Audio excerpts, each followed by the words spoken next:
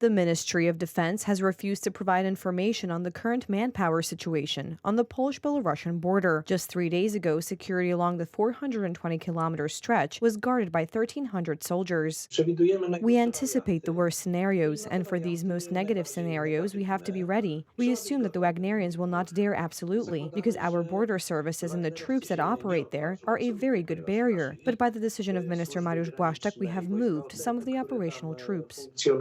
In June alone, some 3,000 illegal migrants tried to enter Poland through Belarus, compared to just over 630 last June. The last operational day, as far as the border with Belarus is concerned, was 196 attempts to cross the Belarusian border. We here notice this increased migratory pressure, and it should be noted that most of the time these illegal migrants are helped by the Belarusian services, and in fact, it is all the time under our supervision.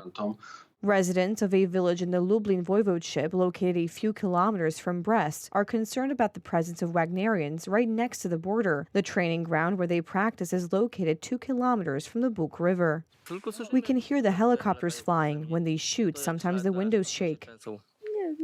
I am afraid. I have a son in the army. He is a military member. I'm worried about him and my grandchildren.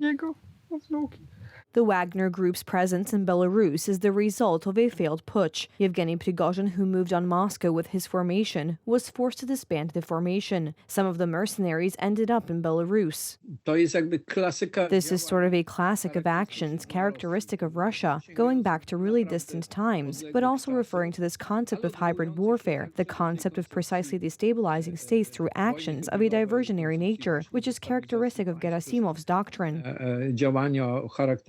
According to Paweł Łatuszka, a Belarusian oppositionist, the Wagnerians will be used to create threats to neighboring countries, but not Ukraine, but rather NATO members such as Poland, Lithuania, and Latvia.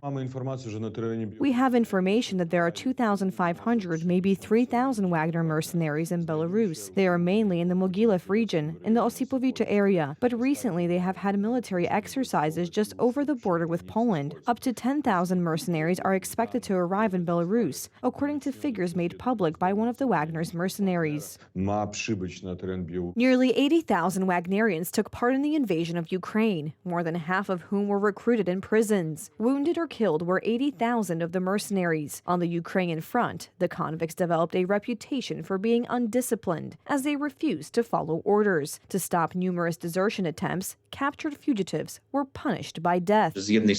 On the one hand, yes, they were subordinate to the Russian Defense Ministry, as Putin himself admitted a few days after the putsch. Some 100 billion rubles were allocated over several years to fund the group. However, if we look at this issue, strictly from the tactical side, of course all the prisoners were under the command of the so-called Wagner Group. They were used rather as cannon fodder for constant assaults on Ukrainian positions. Today, Defense Minister Mariusz Błaszczak announced that 8 American Apache helicopters will soon be delivered to Poland. The United States will make them available until Poland receives 96 of the purchased machines. According to Minister Błaszczak, the helicopters will be directed to the so-called Brest Gate. After reports that the Wagner Group was deployed in Belarus, Germany also expressed readiness to support NATO's eastern flank.